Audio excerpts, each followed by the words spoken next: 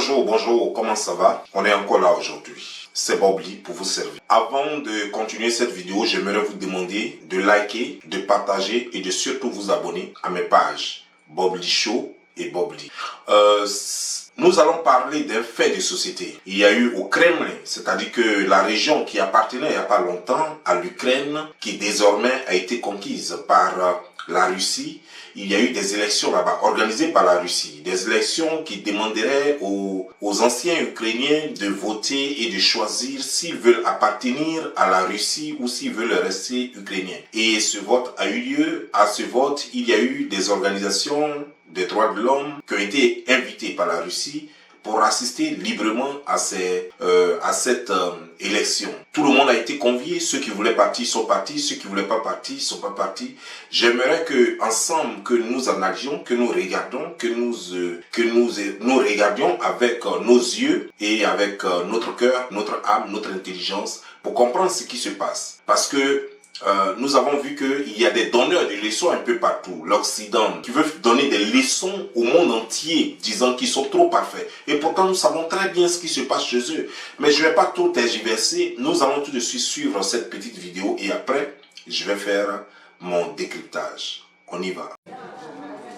Les autorités russes font aussi voter en Crimée, 8 ans après le référendum qui a rattaché la péninsule à la Fédération de Russie. Ici, on peut voter avec son passeport ukrainien, car le scrutin doit rattacher de nouveaux territoires conquis par l'armée russe depuis le début de son offensive. Comme cette dame originaire de Donetsk, tous ceux qui se déplacent en sont convaincus, il faut rejoindre la Russie. Je me suis réfugiée en Crimée en 2014, mais j'ai encore des proches qui vivent sous le régime ukrainien. Nous voulons être russes et simplement pouvoir mener une vie normale. Autre bureau de vote et toujours le même engouement. Mes enfants sont à Lugansk et votent aussi. Nous sommes pour ce référendum car la Russie nous défend contre les nazis qui bombardent tous les jours. Pas d'enveloppe pour les bulletins. Une fois mis dans l'urne, ils sont visibles de tous. Mais les organisateurs veulent rassurer, la procédure du vote se ferait en bonne et due forme. Nous ne donnons pas de consignes de vote aux gens. Notre rôle est seulement de vérifier l'identité des personnes qui viennent exprimer leur suffrage. Quant au nombre de votants attendus, les responsables des bureaux semblent très optimistes. Nous pensons que tout le monde va venir voter. Nous nous attendons donc à un taux de participation de 100% du corps électoral. Invitée par la Russie, une délégation étrangère enchaîne les visites à Sébastopol. Même rituel dans chaque bureau, les invités se prêtent au jeu des questions avec les autorités. À quel point cet endroit est sécurisé ? À la fin de chaque observation, les rôles s'inversent. Les observateurs répondent aux interviews des médias russes et délivrent leurs impressions, toutes positives. C'est très plaisant et impressionnant de voir les gens venir exercer leurs droits démocratiques. Le processus que nous avons pu observer est libre, juste et transparent, et j'aime ça. Le dépouillement des votes se tiendra le 27 septembre. Selon les sondages des autorités, les territoires concernés prononceront une majorité de votes en faveur d'un rattachement à la Russie. Ok, vous venez de suivre avec moi ce reportage de TV5 Monde. Laissez-moi vous dire quelque chose. Avant de commencer cette vidéo, avant d'aller un peu plus loin, laissez-moi vous dire que d'abord, cette partie de l'Ukraine, qui est le Kremlin, appartenait à la Russie avant. Et c'est l'Occident. Donc, en un mot, c'est l'Occident. C'est-à-dire que c'est l'Europe de l'Ouest qui a fait de sorte que cette partie appartienne à l'Ukraine. Mais depuis qu'ils sont devenus une partie de l'Ukraine, l'Ukraine ne les a jamais reconnus en tant que tels. On les tue, on les frappe, on les oppresse et c'est tous les jours et personne pour les défendre. Et lorsque la Russie veut les défendre, alors ça devient un problème. Les gens disent que la Russie veut reprendre ce territoire. C'est vrai que la Russie veut reprendre ce territoire, mais surtout pour protéger les gens qui sont là. Parce que finalement, ils sont ni de gauche ni de droite, ils sont au milieu et tout le monde les rejette. Alors que ces gens sont russes. Alors la Russie veut les reprendre parce que ce sont ces territoires.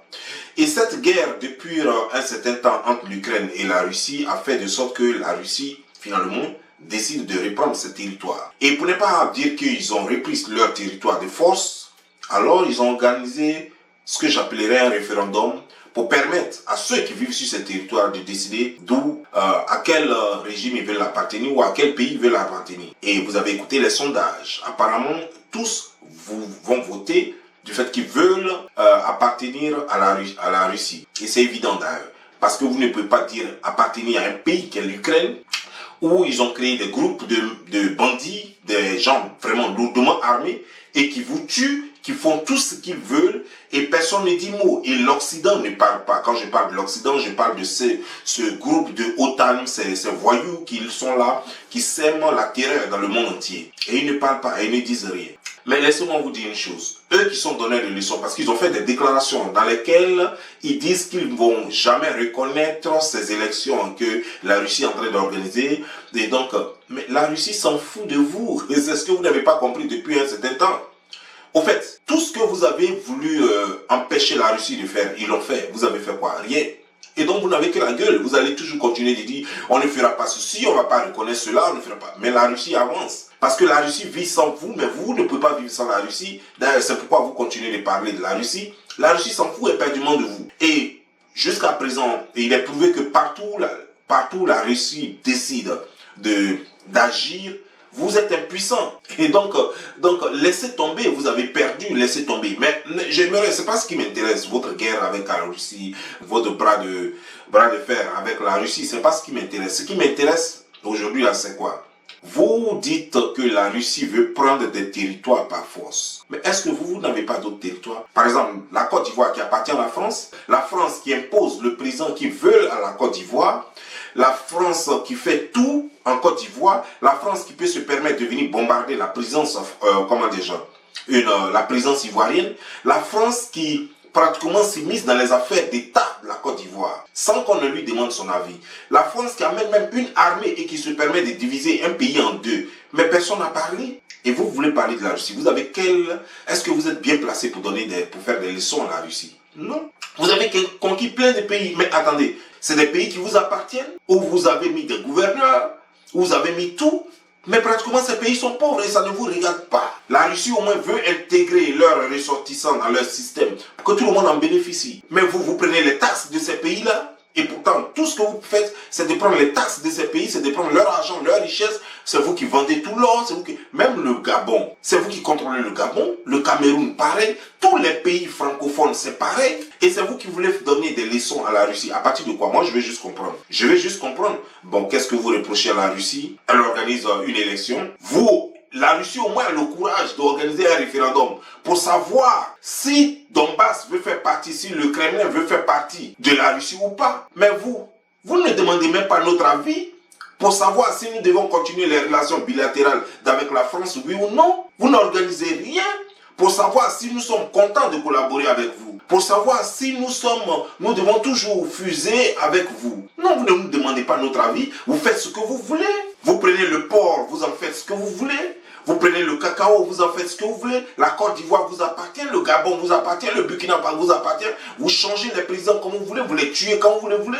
Qui vous dit mot? Parce qu'aujourd'hui, la Russie agit, même si elle agissait comme vous, j'allais dire qu'elle a raison, mais en plus, elle n'agit pas comme vous. Elle est plus intelligente. Et elle respecte encore plus, elle démontre qu'elle respecte plus le droit de ceux qui sont au Kremlin que vous. Elle respecte le droit de ceux qui sont au Kremlin. Vous, tous les pays annexes que vous avez, qu'est-ce que vous leur proposez? Qu'est-ce que vous leur donnez? Regardez l'école là-bas. L'école est caduque. L'école est inexistante. Tous les pays que vous contrôlez, même des gens qui ont le passeport français mais qui ne peuvent même pas librement jouir de ce passeport français, tout simplement parce qu'ils ne sont pas en France. Et c'est vous qui voulez parler? Qu'est-ce que vous pouvez apprendre au monde? Vous êtes trop mal placés. Ni vous, ni les Anglais, ni tout votre réseau là, même les Américains ne peuvent rien apprendre aux gens. Parce que c'est avec les Américains vous êtes allés détruire la Libye. Mais quand vous avez fini de détruire la Libye, qu'est-ce qui s'est passé? En Libye, qu'est-ce qui s'est passé? Vous disiez qu'il y avait violation des droits de l'homme, mais ça continue là-bas pire. Il y a eu même la traite négrière là-bas. Il y a eu l'esclavagisme, il y a eu la vente des Noirs là-bas en Libye. Vous avez fait quoi? Vous avez dit quoi? Rien du tout. À cause de cette guerre que vous avez imposée en Libye. Mais qu'est-ce qui s'est passé? Pratiquement tout le nord de l'Afrique est bondé de choses, d'armes à feu. Et ça crée le terrorisme partout en Afrique de l'Ouest et ailleurs. Vous avez fait quoi? Vous faites quoi pour combattre cela? Vous créez la misère et vous ne venez pas pour lutter contre la misère que vous-même vous avez créée. Vous créez l'insécurité dans les pays et vous ne venez pas pour lutter contre l'insécurité que vous-même vous avez créée dans les pays. Et ça devait être la responsabilité de ces pays-là.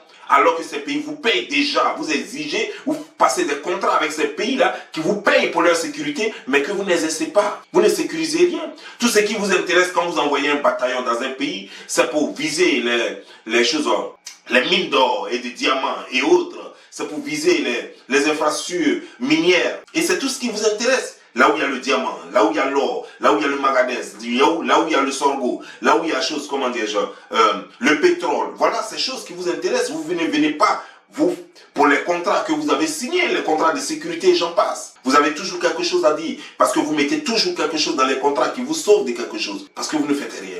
Et vous voulez reprocher quoi à la Russie? La Russie a fait quoi? Quel est le crime même de la Russie au juste? Même si la Russie prenait toute l'Ukraine pour en faire leur pays. L'Ukraine ferait partie de l'URSS, donc où est le problème? Alors, si la Russie veut que l'Ukraine devienne la Russie, et ils n'ont qu'à organiser, comme ils sont en train de le faire là, ils n'ont qu'à organiser des élections dans toute l'Ukraine, et puis voilà. Et puis les Ukrainiens vont décider d'où ils veulent être, s'ils veulent appartenir à la Russie ou pas. Et vous, votre problème, il est où? Je crois que vous avez trop de problèmes. Mais pourquoi tant la Russie vous intéresse tant? Même pas la Russie seule, mais pourquoi tous les pays du monde vous intéressent tant? Alors que vous avez tellement de problèmes au sein de vos pays. Vous avez tellement de problèmes que vous n'arriverez jamais à résoudre. Vous avez des problèmes de sécurité, vous avez des problèmes de famine, vous avez des problèmes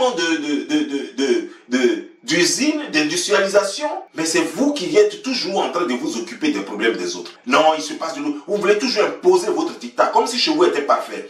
Est-ce que réellement chez vous est parfait? Est-ce que vous faites tout comme il se doit chez vous? Est-ce que les gens vivent décemment chez vous comme ils devraient être? Est-ce que les gens bénéficient de tous les droits de l'homme? Est-ce que les gens ont toutes les faveurs dont ils ont droit? Non. Mais c'est vous toujours, vous êtes en train de regarder dans l'assiette de l'autre. Qu'est-ce que l'autre mange? Qu'est-ce que l'autre fait? Qu'est-ce qui devrait être fait? Qu'est-ce qui ne devrait pas être fait? Toujours en train de parler, toujours en train d'emmerder le monde.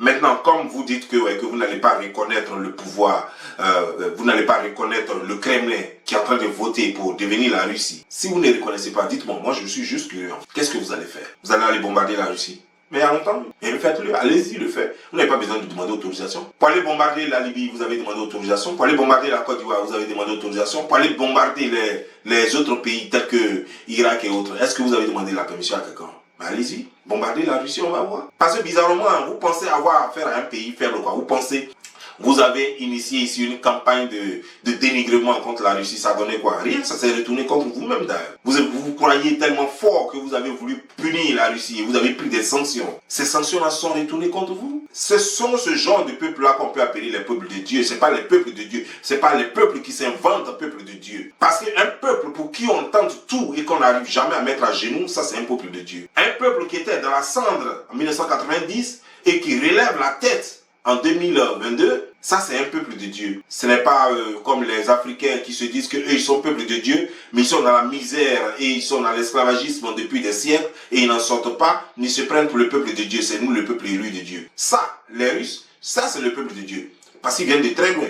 La Russie l'URSS a été décapitée. On a tout enlevé à la Russie, mais la Russie se relève. À un certain moment donné, la Russie était incapable même de se défendre et de défendre ses territoires. Mais aujourd'hui, la Russie est capable de se défendre et de défendre ses territoires contre le monde entier. C'est ça qu'on appelle un peuple de Dieu. Un peuple qui a utilisé son intelligence. Un peuple qui a utilisé la bénédiction que Dieu lui a donnée pour se relever.